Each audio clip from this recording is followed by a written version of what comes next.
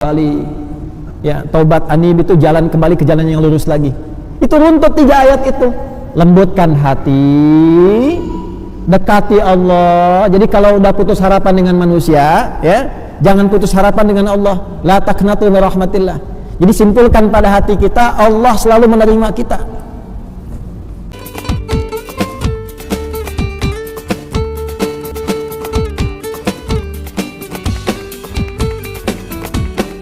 Dan Fudail bin Iyad, seorang ulama hebat, ulama besar, wafat tahun 187 Hijrah.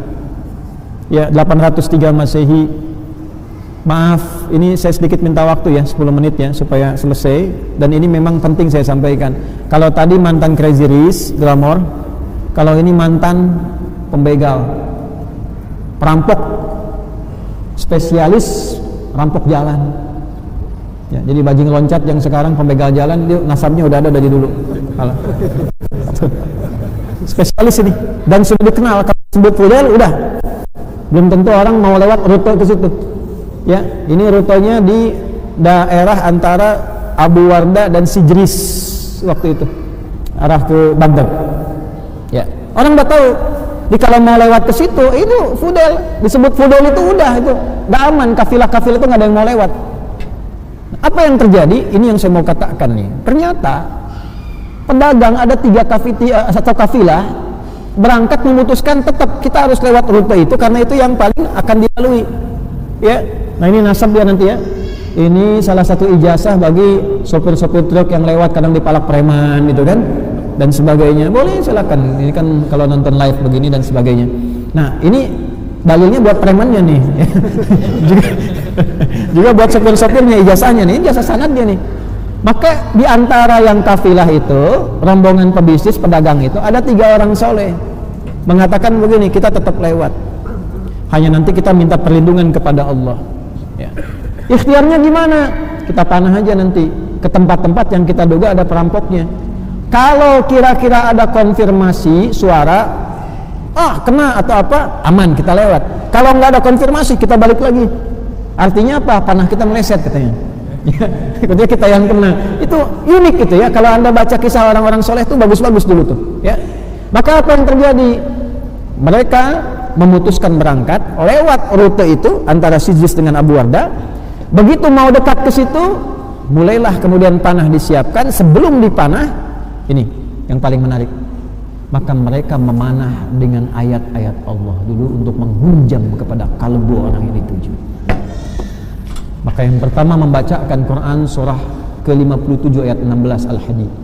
Alam ya'ni lilladzina amanu an takhsha'a qulubuhum li dzikrillah wa ma nazala minal. Apa ayatnya? Wala yakunu kalladzina utul kitaba min qablu faqala 'alaihimul amadu faqasat qulubuhum. Apa belum tiba bagi orang-orang itu yang merasa beriman untuk semakin khusyuk kenal Allah, melembutkan hatinya, jangan sampai berbuat maksiat terus sampai keras hati seperti orang dulu, banyak maksiat hatinya keras sehingga jauh dari Allah. Tiba-tiba begitu itu dibacakan sebelum panah dilesatkan, ini Fudail langsung gemetar, pingsan. Bingung anak buahnya, dikira kena panah, padahal nggak ada apa-apa, keringetan. Begitu bangun lagi, kenapa? Itu ada panah ayat sampai ke hati saya, gemetar saya. Lalu yang kedua dia bacakan lagi Quran surah Az-Zariyat ayat 50, fafirru ilallah, cepat balik ke Allah. Gak ada orang yang tidak diampuni oleh Allah, seberat apapun maksiat, selumur apapun noda, gak ada orang yang gak diampuni. Cepat kembali ke Allah, balik ke orang tua bisa ditolak, gak diaku anak, balik ke tetangga kemudian gak diterima, balik ke Allah. Gak ada orang gak pernah salah.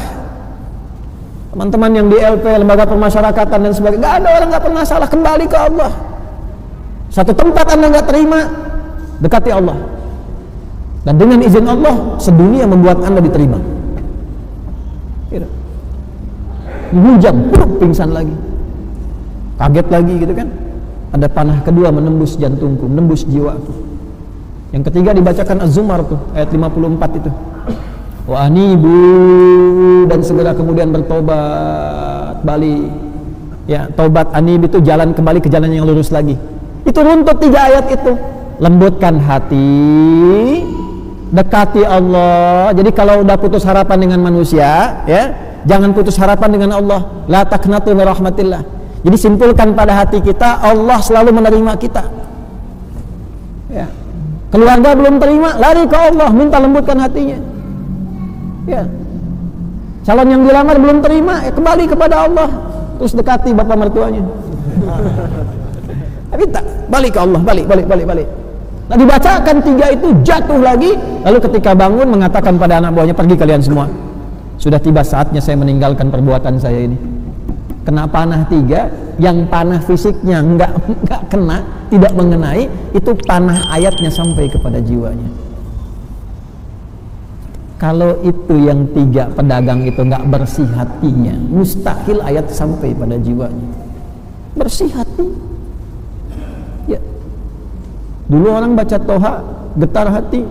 Baca Al-Fatihah, penyakit sembuh. Ini Fatihah udah, Yasin sudah, Al-Kahf udah nggak sembuh-sembuh.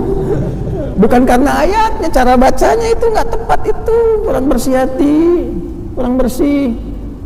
Ya, kumpulin santi suruh bacain Quran, santinya dibayar, datang santi kemana? Sana, amplop udah nggak ada, ya udah. Cuma dapat Qurannya, barokahnya enggak. Makanya kalau mau baca Quran bersihkan dulu hatinya, bersihkan, tobat dulu. Kenapa ada isti'adzah di situ? Supaya hatinya dibersihin dulu. Supaya yang dibacakan itu kalau nggak ke orang lain, ke kita itu ada getaran. Allah itu Pak Ibu maha baik. Ya, Anda itu banyak salah, terus mau ngaji, baru wudu, tenang, buka Quran, keluar ayat sesuai dengan kebutuhan kita.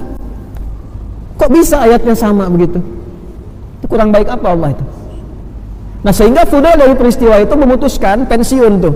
Ini preman pensiun sudah ada dari dulu. Bayar royalti tuh Fudail tuh. Ya. Selesai pensiun, memutuskan untuk mendekati Allah. Datang ke Mekah tadi. Datang ke Madinah, ibadah aja di situ. Yang paling menarik tiba-tiba apa? Khalifah presiden pada waktu itu Harun ar-Rasyid mimpi, dalam mimpinya diarahkan untuk ke Fudail. Ya, ada kalimat dalam mimpinya. Ya, ada hambaku yang telah mendekat kepadaku namanya Fudail bin Iyad, temukan dia. Dalam mimpinya. Presiden mimpi, dalam mimpinya diarahkan kepada mantan preman. Anda bayangkan. Mantan begal, mantan perampok. Berubah jadi orang baik. Tiba-tiba apa yang terjadi? Ternyata beliau sudah berubah jadi baik, jadi soleh, sampai meninggalkan tempat di situ yang viral sebagai perampok ke tempat lain yang dekat dengan Allah. Masyarakat akhirnya memviralkan dia sebagai seorang hamba yang sangat dekat dengan Allah. Ini ahli ibadah, ini ahli gini. Tapi beliau mengasingkan diri. Kalau sudah viral begitu, pindah ke tempat lain yang nggak kenal, dekati Allah. Terus mengatakan pada dirinya, Yalmusi, pendosa, kamu ini disebut orang soleh, padahal kamu ini banyak salah. Kamu ini disebut pintar, padahal kamu banyak bodohnya. Itu viral sekali tuh. Kalau ulama-ulama kita yang punya nasab ini nyambung tuh. Ya, kamu dikiranya banyak amalnya, dermawan, padahal kamu itu masih pelit. Ke dalam dirinya begitu terus. Kamu maunya ngajar, ya, kelihatannya ikhlas, padahal kamu itu pengen kelihatan orang, pengen populer, pengen macam-macam dan sebagainya. Akhirnya apa yang terjadi Bapak Ibu sekalian? Dari situ ketika Harun ar-Rasyid tahu, diarahkan ke situ, dipanggil ke istana. Dan beliau menjadi salah satu penasehatnya dari Harun ar-Rasyid. Dan beliau menjadi salah satu guru dari Imam Asy-Syafi'i. Ya, yang nanti ditemani dalam pendakian ilmu dari Imam Asy-Syafi'i. Dan nanti juga ditemani juga oleh Bishr tadi. Karena Bishr kan lahir 179, ini wafat 187. Bishr al-Hafi itu dalam masa beliau muda-mudanya itu pernah bersamaan waktu dengan ini, tapi belum sempat ngaji yang benar. Karena kan tadi jalur hidupnya beda. Inilah Fudail. Tak peduli latar belakang kita, Anda apa. Mungkin Anda kalau tobatnya benar-benar bagus, baik, ya insya Allah besok jadi ulama. Lebih baik daripada kami yang mengajar saat ini. Kalau bukan Anda anaknya, kalau bukan anak Anda cucunya, bismillah, doa.